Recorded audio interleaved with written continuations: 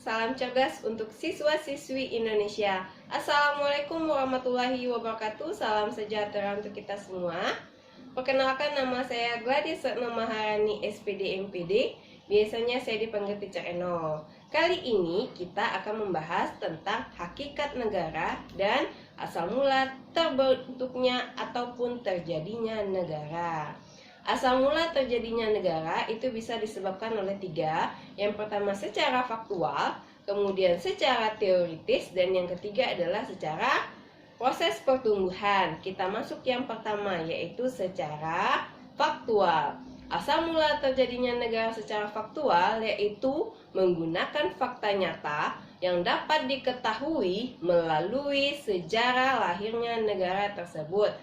Yang pertama seperti pendudukan, di mana artinya suku atau kelompok tertentu menduduki dan menguasai suatu daerah atau wilayah yang tidak bertuan, seperti Liberia yang pernah diduduki oleh budak-budak Negro.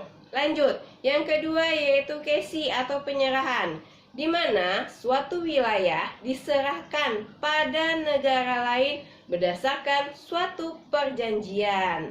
Kemudian akesi atau penaikan, di mana terbentuknya wilayah akibat penaikan lumpur sungai atau timbul dari dasar laut yang disebut dengan delta. Seperti apa contohnya? Yaitu wilayah Mesir yang terbentuk dari delta sungai Nil. Lanjut.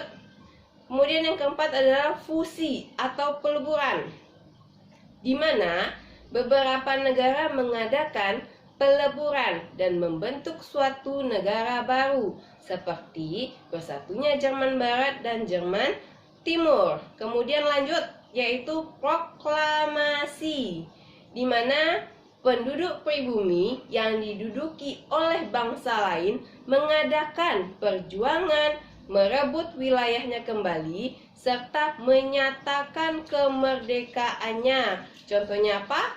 Ya, Indonesia yang proklamasi terjadi pada tanggal 17 Agustus 1945. Lanjut, innovation atau pembentukan baru, di mana munculnya suatu negara di atas wilayah negara yang pecah dan lenyap. Contohnya apa? Lenyapnya negara Uni Soviet yang munculnya Rusia, Uzbekistan, dan lain-lainnya. Kemudian aneksati atau pencaplokan, di mana suatu negara berdiri di suatu wilayah yang dikuasai atau dicaplok oleh bangsa lain tanpa reaksi berarti, seperti negara Israel terbentuk dengan mencaplok daerah Palestina, Suriah, Yordania, dan Mesir. Kemudian bisa kita lihat lagi, berdasarkan terbentuknya negara secara teoritis. Yang pertama yaitu teori ketuhanan, di mana artinya segala sesuatu terjadi atas kehendak Tuhan. Kemudian yang kedua yaitu teori kekuasaan, di mana negara dibentuk berdasarkan ciptaan orang yang paling kuat dan berkuasa. Kemudian teori perjanjian masyarakat, di mana negara terjadi karena adanya perjanjian dari masyarakat. Kemudian teori hukum alam, di mana negara terjadi karena kekuasaan alam yang berlaku di setiap waktu dan tempat serta bersifat universal. Kemudian yang ketiga, berdasarkan proses pertumbuhannya, ada secara primer dan ada secara sekunder. Kita lihat yang secara primer.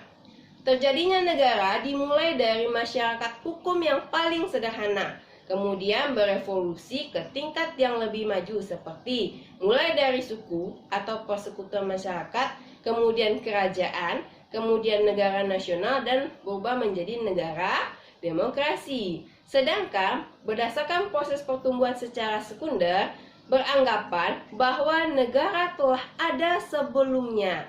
Namun, revolusi dan penaklukan memunculkan negara baru yang menggantikan negara yang telah ada. Itu adalah